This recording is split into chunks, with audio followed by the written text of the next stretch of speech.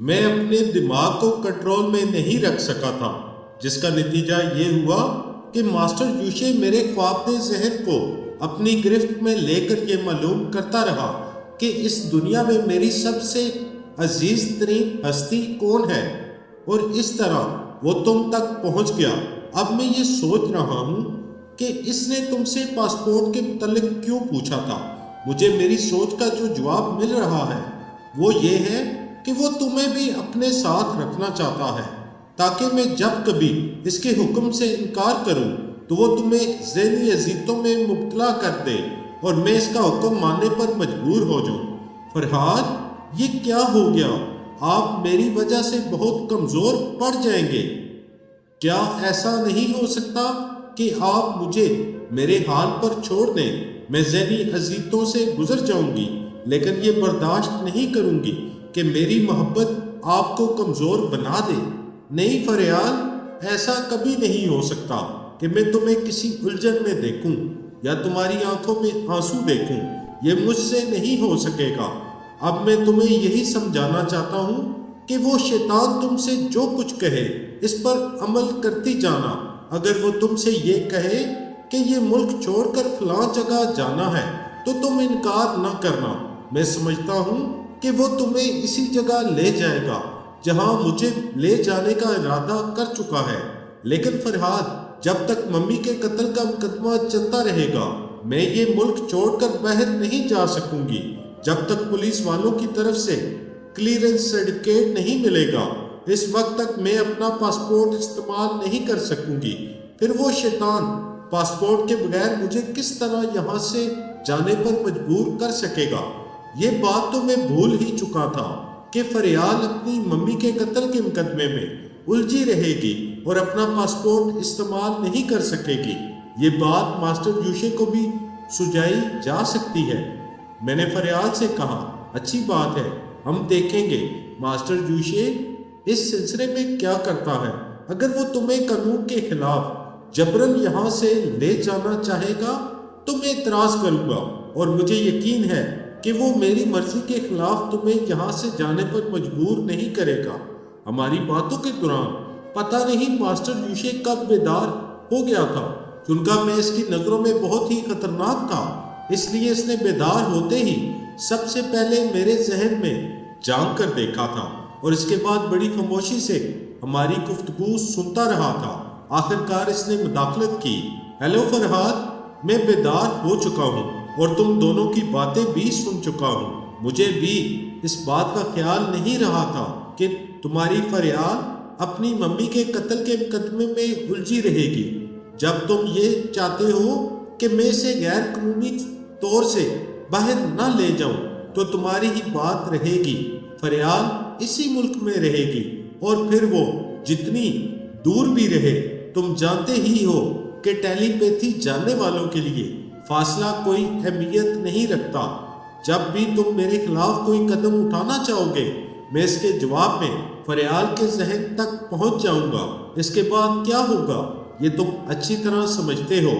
میں نے غصے سے تلملاتے ہوئے کہا، تم اول درجے کے کمینے ہو۔ میں نے تم سے کہا تھا کہ تم میرے ذاتی معاملات میں مداخلت نہیں کرو گے، لیکن تم میری دوسری شرط کے خلاف یہ حرکت کر چکے ہو۔ فرحاد، میں نے تمہارے ذاتی معاملات میں مداخلت نہیں کی ہے، صرف احتیاطاً آئندہ تمہیں قابو میں رکھنے کے لیے۔ تمہاری دل نواز محبوبہ کے متعلق معلومات حاصل کی ہیں، یہ میرا فرض تھا۔ اسے میں نے کوئی تکلیف نہیں پہنچائی اور نہ ہی آئندہ اسے کوئی تکلیف پہنچانے کا ارادہ ہے۔ بس تم نہایت شرافت سے ہمارے حکم کی تعمیل کرتے رہو۔ میں غصہ دکھانے اور جھنجھلانے کے سوا اور کر ہی کیا سکتا تھا۔ میں نے فریال کو بتا دیا کہ ماسٹر یوشے سے میری بات ہو چکی ہے، وہ جبرن اسے باہر جانے پر مجبور نہیں کرے گا۔ میری باتیں سننے کے بعد فریال نے کہا، آپ وعدہ کریں کہ ممی کے مقدمے سے فارغ ہو جاؤں گی تو آپ مجھے فوراً ہی اپنے پاس بلا لیں گے۔ میں وعدہ کرتا ہوں فریال کہ تمہیں ضرور اپنے پاس بلا لوں گا۔ میں خود بھی تم سے دور نہیں رہنا چاہتا، مگر افسوس کہ حالات سے مجبور ہوں۔ اچھا، خدا حافظ، پھر ہماری ملاقات ہوگی۔ میں نے اس سے رابطہ ختم کر دیا۔ ماسٹر جوشے نے مجھ سے کہا، ہم بہت دیر تک سوتے رہے ہیں، رات کا کھانا بھی نہیں کھایا ہے، اس وقت رات کے 2 بجنے والے ہیں۔ میں نے کھانے کا آرڈر دیا ہے، تم میرے کمرے میں چلے آؤ۔ میں اپنے کمرے سے نکل کر اس کے کمرے میں آ گیا۔ وہاں مدام سونیا ایک صوفے پر بیٹھی ہوئی اپنی عادت کے مطابق کچا گوشت کھا رہی تھی۔ اس کے سامنے ایک بڑے سے برتن میں دودھ رکھا ہوا تھا۔ اسے کچا گوشت کھاتے دیکھ کر مجھے کراہت سی محسوس ہوئی۔ کم وقت جوان تھی، جاذب نظر تھی، مگر اس کی خوراک بتا رہی تھی کہ اس کے منہ سے باس آتی ہوگی۔ میں نے سوچا کہ اگر مجھ سے بے تکلفی ہوگی اور وہ میری زبان سمجھے گی تو میں اسے سونف الائچی کھانے کا مشورہ دوں گا تاکہ وقت ضرورت ناگواری محسوس نہ ہو۔ سونیا مجھے اچانک ہی کمرے میں داخل ہوتے دیکھ کر کھاتے کھاتے ٹھٹک گئی اور اب میرے سامنے کھاتے ہوئے جیپ رہی تھی۔ ماسٹر جوشے نے شاید اس کی زبان میں سے کھانے کے لیے کہا، لیکن وہ وہاں سے باقی ماندہ گوشت اور ہڈیاں سمیٹ کر باتھ روم میں چلی گئی۔ اس کے جانے کے بعد ماسٹر جوشے نے کہا، یہ ہماری طرح دوسرے کھانے بھی کھاتی ہے، لیکن کچا گوشت اور دودھ اس کی مرغوب غذا ہے۔ بعض اوقات اس کی یہ غذا ہمارے لیے پریشانی کا سبب بن جاتی ہے۔ اگر میرے ذرائع وسیع نہ ہوتے اور میں اس کی خوراک کا انتظام نہ کر سکتا تو یہ میرے لیے مصیبت بن جاتی، لیکن میں دیکھ رہا ہوں کہ تم پہلے آدمی ہو جس کے سامنے اس نے اپنا پسندیدہ کھانا چھوڑ دیا۔ میں نے ایک کرسی پر بیٹھتے ہوئے پوچھا، سونیا کے ساتھ تمہارے تعلقات کیسے ہیں؟ وہ جوان ہے، تمہارے ساتھ رہتی ہے، اس لیے میں پوچھ رہا ہوں۔ ماسٹر جوشے نے مسکرا کر جواب دیا، ہاں جوان ہے، کئی بار اس پر طبیعت آئی، مگر اس کے منہ سے ایسی باس آتی ہے کہ قریب جاتے ہی سارے جذبات سرد پڑ جاتے ہیں۔ یہ خود بھی سرد مزاج کی ہے۔ میں نے اسے کبھی کسی مرد سے دلچسپی لیتے نہیں دیکھا، اور پھر کس مرد کا دماغ خراب ہوا ہے کہ وہ اس کے فولادی ناخنوں کو دیکھنے کے بعد اس میں دلچسپی لے۔ اب اگر میں یہ کہوں کہ اس نے زندگی میں پہلی بار فلیٹ میں تمہاری خوبروئی کی تعریف کی تھی تو تمہیں یقین کر لینا چاہیے۔ You are lucky. لکی تو اس وقت کہلاؤں گا جب مجھے بھی کچا گوشت کھانے کی عادت پڑ جائے گی۔ ویسے جہاں تک جذبات کا تعلق ہے، عورت ہمارے لیے کچا گوشت ہی ہوتی ہے۔ ماسٹر جوشے میری بات سن کر ہنسنے لگا، پھر اس نے کہا، تمہاری ضرورت کا سامان آ چکا ہے، تم کھانے کے بعد اپنے کمرے میں جا کر اپنا نیا لباس پہن کر دیکھ لینا اور تمام سامان چیک کر لینا۔ اگر کوئی کمی ہوگی تو صبح پوری کر دی جائے گی۔ کل دوپہر کی فلائٹ سے ہم جزیرہ ہوائی کی طرف جائیں گے۔ جزیرہ کوائی میں ہوائی اڈا نہیں ہے، ہم ہونولولو کے ایئرپورٹ پر اتریں گے، ایک رات اور ایک دن وہاں قیام کریں گے، اس کے بعد لانچ کے ذریعے کوائی کی طرف روانہ ہوں گے۔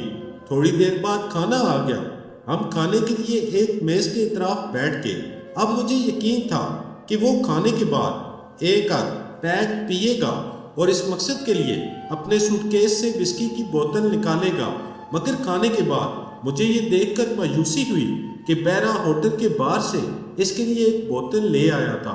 میں مایوس ہو کر وہاں سے اٹھ گیا۔ اس وقت تک سونیا باتھ روم سے واپس آ گئی تھی۔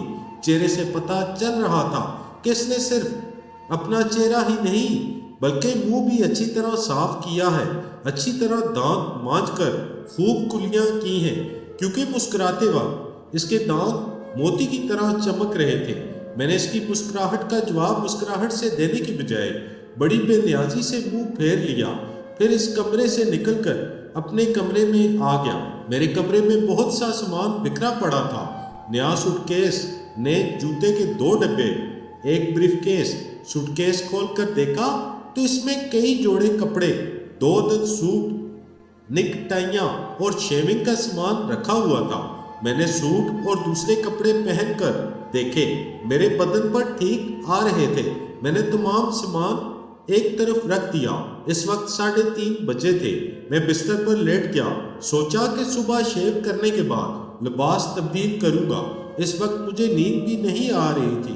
میں نے سوچا کہ فریال سے باتیں کرنا چاہیے، لیکن اس کا ذہن نیند میں ڈوبا ہوا تھا۔ وہ تھکی آری سو رہی تھی۔ میں نے اسے آرام سے سونے کے لیے چھوڑ دیا۔ اسی وقت دروازے پر دستک ہوئی۔ میں نے سوچا کون ہو سکتا ہے؟ یہ معلوم کرنے کے لیے میں نے ماسٹر یوشے کے ذہن میں جھانک کر دیکھا۔ وہ اپنے کمرے میں آرام سے بیٹھا وسکی سے دل بہلا رہا تھا۔ میں مدام سونیا کے ذہن میں نہیں جھانک سکا کیونکہ وہ اپنی زبان میں سوچتی تھی اور میں اس کی سوچ پڑھ کر یہ نہیں معلوم کر سکتا تھا کہ وہ کہاں ہے اور کیا سوچ رہی ہے۔ اسی وقت دوبارہ دستک ہوئی۔ کم ان، میں نے اونچی آواز میں کہا۔ دروازہ کھل گیا اور سونیا جھجکتی ہوئی اندر آ گئی۔ اس نے ایک کرسی کی طرف اشارہ کرتے ہوئے مجھ سے کہا، "I like to sit here." وہ انگریزی زبان میں اٹک اٹک کر کہہ رہی تھی کہ وہ یہاں بیٹھنا چاہتی ہے۔ میں نے اس سے بیٹھنے کے لیے کہا۔ وہ ایک صوفے پر سر جھکا کر بیٹھ گئی۔ میں تھوڑی دیر تک خاموشی سے انتظار کرتا رہا کہ شاید وہ کچھ کہے گی، اور شاید وہ بہت کچھ کہنا بھی چاہتی تھی کیونکہ وہ تھوڑی دیر میں کئی بار پہلو بدل چکی تھی۔ اس کی حالت سے پتہ چل رہا تھا کہ جیسے اس کے اندر بہت سا مواد جمع ہو اور ابکائی آ رہی ہو، لیکن سمجھ میں نہیں آ رہا تھا کہ کہاں اجنبی زبان کی جائے۔ میں نے اس کی مشکل آسان کرتے ہوئے پوچھا، "یو اسپیک انگلش؟ کیا تم انگریزی بول لیتی ہو؟" وہ اٹک اٹک کر بولنے لگی، "آئی اسپیک اے لٹل۔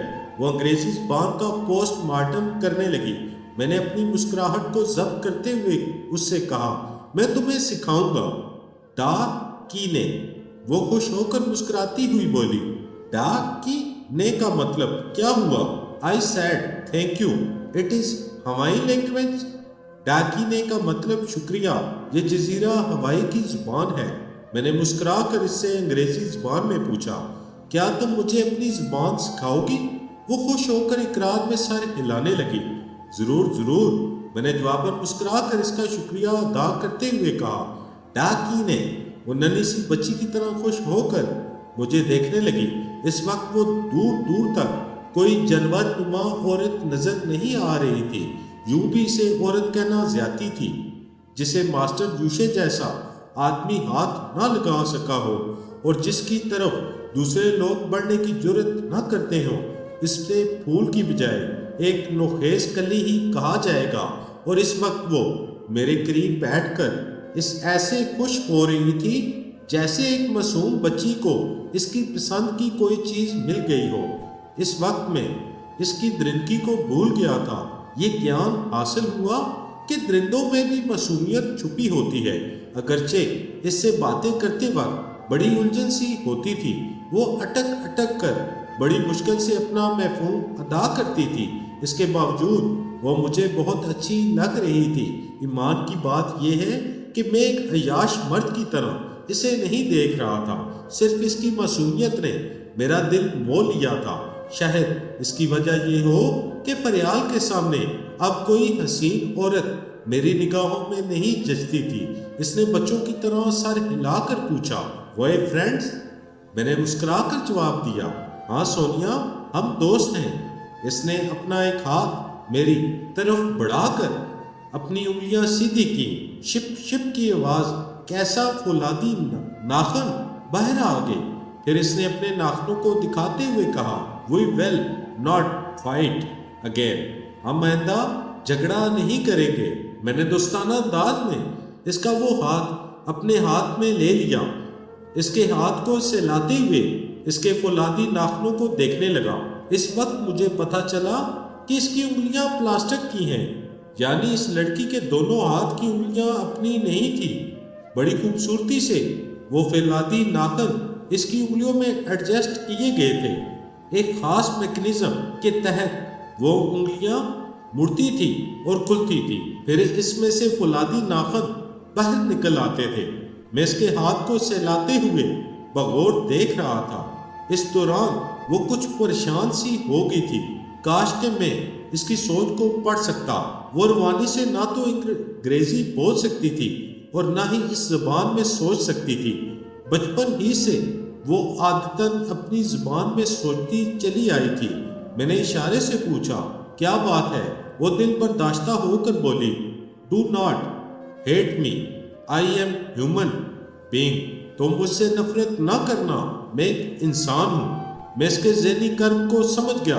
वो बड़े दुख से सोच रही थी कि मैंने इसे कच्चा गोश्त खाते देख लिया है और जानवरों की तरह मुड़े हुए पंजे देखे हैं। कहीं मैं इसे जानवर समझकर इससे नफरत ना करूं। इसीलिए वो बड़े कर्म से मुझे अपने इंसान होने का यकीन दिला रही थी। मैंने बड़ी मोहब्बत से उसके सर पर हाथ फेरते हुए आसान सी अंग्रेजी जुबान में समझाया, मैं तुमसे नफरत नहीं करता। तुम बहुत अच्छी हो, बहुत प्यारी लड़की हो।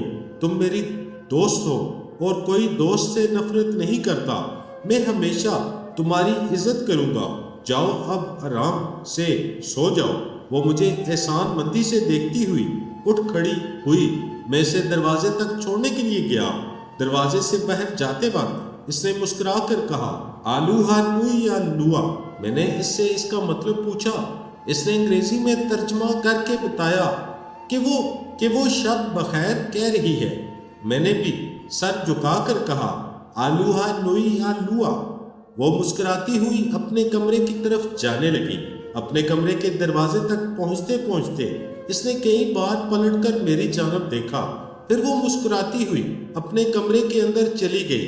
जब मैंने अपने कमरे का दरवाजा बंद किया तो मास्टर यूशे मुझे मुखातिब कर रहा था, फरहाद, इसमें अब कोई शुबा नहीं रहा कि तुम बेहद खतरनाक हो। जिस लड़की को मैं तुम्हारे खिलाफ एक जबरदस्त हरबा बनाकर लाया था, तुमने इसे दोस्त बना लिया। मास्टर यूशे, तुम हमारी बातें सुन रहे थे। तुमने ये भी देखा होगा कि पहले किसी ने दोस्ती का हाथ मेरी तरफ बढ़ाया है। हाँ, वो दोस्त इसीलिए बन गई कि पहले तुमने इसका दिल जीत लिया था। मैंने दनिस्ता ऐसा नहीं किया। मैं क्या जानूं कि कितने लोग मुझसे मुतासर होते हैं। फिर दोस्ती कोई बुरी चीज़ तो नहीं है। तुम भी तो दोस्ती का दावा करते हो। मेरी बात और है। वैसे फिलहाल मुझे तुम्हारी और सोनिया की दोस्ती पर इतराज़ नहीं है, क्योंकि मैं सिर्फ तुम्हारी बू सूंघने के लिए, यानी तुम्हें तलाश करने के लिए इसे अपने साथ लेकर आया था। इस मकसद में मैं कामयाब हो चुका हूँ और ये तमाशा भी देख चुका हूँ कि वो अपने फौलादी नाखनों से तुम जैसे आदमी को ज़ेर नहीं कर सकी थी। लिहाजा वो तुम्हारी दोस्त भी बन जाए तो हमारे लिए कोई फ़र्क नहीं पड़ेगा। मगर तुम्हारे किरदार की खसूसियात बता रही हैं कि तुम हमारे काम के आदमियों को दोस्त बनाने की सलाहियत रखते हो। जाहिर है कि तुम्हारा जो सिक्का खोटा होगा उसे मैं अपने लिए खरा बना लूँगा। तुम अपनी पूंजी की हिफाजत खुद करो। मुझसे शिकायत क्यों करते हो? मैं तुम्हें ये बताना चाहता हूँ कि मैं किस तरह तुम्हारी स्टडी कर रहा हूँ। तुम ये न समझना कि मैं किसी भी लम्हे तुमसे गाफिल हो सकता हूँ। मैंने अपनी तल्ख सोच के जरिए कहा, तुम्हारी इस इत्तला का शुक्रिया। वैसे ये बताओ कि तुम्हारे गिरोह में सोनिया की क्या हैसियत है? हमारे गिरोह में बाकमाल औरतों की एक अलग टीम है जो अपने अपने तौर पर हैरत अंगेज सलाहियतें दिखाती हैं और हर औरत एहतराम के तौर पर मैदान कहलाती है। ये तमाम औरतें हमारे मतहत रहती हैं क्योंकि औरत ज़ात पर किसी तरह भी भरोसा नहीं किया जा सकता। एक जिंदा मिसाल तुम्हारे सामने है। मदाम सोनिया पहले ही मुलाकात में तुम्हारी तरफ फिसल गई है। बहरहाल हम जजीरे में पहुंचकर इसका इलाज कर लेंगे। मैंने परेशान होकर पूछा, क्या तुम सोनिया को मेरे साथ दोस्ती करने की सजा दोगे? ये ना पूछो, ये हमारे ज़ाती मामलात हैं। मैंने गुस्से से कहा, तुम जलील कुत्ते हो। मेरे ज़ाती मामलात में फ़ौरन ही टांग अड़ाते हो। याद रखो मास्टर यूशे, वो ख़तरनाक होने के बावजूद एक मासूम सी लड़की है। अगर मेरी दोस्ती से इसके दिल में इंसानों के से खुशगवार एहसास पैदा होते हैं तो तुम्हें इसकी कदर करनी चाहिए। इसे इंसान बनने दो मास्टर यूशे। हमें जानवर नुमा औरत की ज़रूरत है। हम इसके अंदर इंसानों के से एहसास पैदा करके अपना नुकसान नहीं करेंगे। तुम फजूल बहस ना करो। अच्छी बात है, मैं इस सिलसिले में कुछ नहीं बोलूँगा, मगर याद रखो इस तरह तुम मुझे अपना दोस्त नहीं दुश्मन बनाते चले जाओगे। मास्टर यूशे, نے بڑی لاپرواہی سے کہا، اچھا دیکھا جائے گا، ابھی میرا نشہ خراب نہ کرو، مجھے ذرا سر میں رہنے دو، تم جہنم میں جاؤ۔ اس نے مجھ سے دماغی رابطہ ختم کر دیا۔ میں پھر اپنے بستر پر آ کر لیٹ گیا۔ مجھے اپنی ہی بے بسی پر غصہ آ رہا تھا۔ ایک تو میں فریال کو اس شیطان کی گرفت میں جانے سے نہیں بچا سکا، دوسری سونیا تھی جس کے ساتھ وہ شیطان نہ جانے کیا سلوک کرنے والا تھا۔ جب تک سونیا کے اندر درندگی تھی اور وہ دشمن کی طرح مجھے سونگتی پھر رہی تھی، اس وقت تک میں نے اس سے ہمدردی نہیں کی تھی، لیکن اس کا دوسرا روپ سامنے آتے ہی میرے دل میں انسانی ہمدردی پیدا ہو گئی۔ میں نے اس لڑکی کے ذہن میں جھانک کر دیکھا تاکہ ٹوٹی پھوٹی انگریزی میں اس سے رابطہ قائم کر سکوں، لیکن اس کے دماغ میں ماسٹر یوشے کی سوچ سنائی دے رہی تھی۔ ماسٹر یوشے سونیا کی زبان میں اس سے کچھ کہہ رہا تھا، جس سے پتہ چل رہا تھا کہ وہ اسے ڈانٹ رہا ہے، جس سے اندازہ ہو رہا تھا کہ وہ سونیا ابکائی کر رہی ہے، لیکن وہ پہلے ہی غصے میں بھرا بیٹھا تھا کہ سونیا نے مجھ سے دوستی کیوں کی، اس لیے وہ سختی سے اس کا محاسبہ کر رہا تھا۔ اگرچہ میں اس کی زبان کو نہیں سمجھ رہا تھا، تاہم ان دونوں کے لیے لہجے سے اور آواز کے اتار چڑھاؤ سے یہ معلوم کرنے کی کوشش کر رہا تھا کہ سونیا کس انداز میں جواب دے رہی ہے۔ سونیا پہلے بہت آہستہ آہستہ باتیں کرتی رہی، پھر اس کے لہجے میں تیزی آنے لگی۔ ایسا معلوم ہوتا تھا جیسے وہ ماسٹر یوشے کی مخالفت میں بول رہی ہے۔ تھوڑی دیر بعد میرا خیال درست نکلا۔ میں نے دیکھا سونیا کے دماغ میں ہلچل سی مچ گئی تھی۔ وہ اپنے کمرے میں کھڑی ہوئی تھی، اچانک ہی لڑکھڑا کر فرش پر گر پڑی۔ ماسٹر یوشے اسے ذہنی اذیتیں پہنچا رہا تھا۔ میں تیزی سے قدم بڑھاتا ہوا اپنے کمرے سے باہر آیا، پھر سونیا کے کمرے کے دروازے پر پہنچ کر دستک دی۔ جب دروازہ کھلا تو میں نے وہاں ماسٹر یوشے کو دیکھا۔ اس نے دروازہ بند کرتے ہوئے برا کر پوچھا، یہاں کیوں آئے ہو؟ میں نے سونیا کی جانب دیکھا، وہ فرش پر پڑی، دونوں ہاتھوں سے اپنے سر کو تھامے ہوئے تھی اور اب فرش سے اٹھنا چاہتی تھی۔ میں نے آگے بڑھ کر اسے سہارا دیا اور اسے ایک صوفے پر بٹھا دیا۔ تم ہمارے درمیان نہ آؤ، چلے جاؤ یہاں سے۔ ماسٹر یوشے مجھے گھور کر دیکھ رہا تھا۔ ماسٹر یوشے، میں نے نفرت سے کہا، تمہارا دماغ خراب ہو گیا ہے، تم اس معصوم لڑکی کو کیوں پریشان کر رہے ہو؟ ماسٹر یوشے نے غصے سے کہا، یہ معصوم نہیں، مکار ہے، ہم سے غداری کر رہی ہے، میرے حکم سے انکار کر رہی ہے۔ میں اچھی طرح جانتا ہوں تمہارا حکم یہی ہوگا کہ سونیا مجھ سے دوستی نہ کرے۔ ہاں، ہم جو چاہتے ہیں وہی ہونا چاہیے، لیکن یہ میرا حکم ماننے سے انکار کر رہی ہے۔ اب تم اپنی آنکھوں سے دیکھو کہ میں اسے کیسی سزا دیتا ہوں۔ نہیں، میں نے غصے سے اٹھ کر کہا، تم ایسا نہیں کرو گے۔ ہاں، اگر تمہاری شامت آئی ہے تو پھر اسے سزا دو۔ ماسٹر یوشے نے کہکا لگاتے ہوئے کہا، تم میرے غلام بن کر مجھے دھمکی دے رہے ہو؟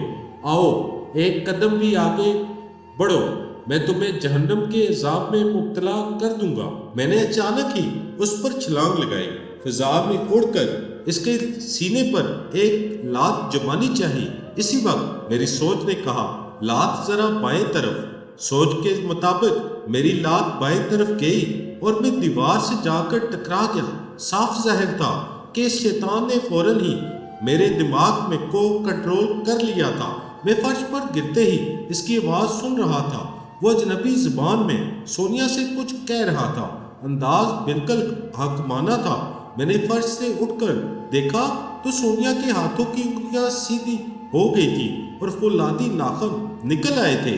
وہ کبھی کبھی نہیں کے انداز میں سر کو جھٹکتی تھی، مگر پھر اس کا دماغ اس شیطان کی مٹھی میں آ جاتا تھا۔